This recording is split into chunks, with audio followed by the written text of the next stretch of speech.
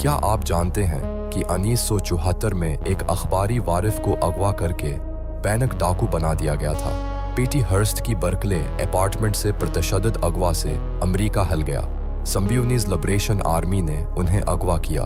یہ انقلابی گروپ غریبوں کے لیے کھانا تقسیم کرنے کا مطالبہ کر رہا تھا۔ 2 ماہ کی قید میں پیٹی کی ذہنی حالت بدل گئی۔ پھر حیرت انگیز بات ہوئی، سیکیورٹی کیمرے نے پیٹی کو سان فرانسسکو بینک لوٹتے ہوئے ریکارڈ کیا۔ وہ اپنے اغواکاروں کے ساتھ مل کر ڈکیتی کر رہی تھی۔ FBI نے 10,000 ایجنٹس کے ساتھ تلاش شروع کی۔ 19 ماہ بعد وہ پکڑی گئی۔ عدالت میں پیٹی نے کہا کہ اس کا دماغ دھویا گیا تھا، لیکن پراسیکیوٹر کا کہنا تھا کہ وہ خوشی سے شامل ہوئی تھی۔ اسے 7 سال کی سزا ملی۔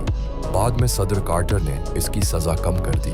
یہ کیس آج بھی اسٹاک ہوم سنڈروم کی مثال دیا جاتا ہے۔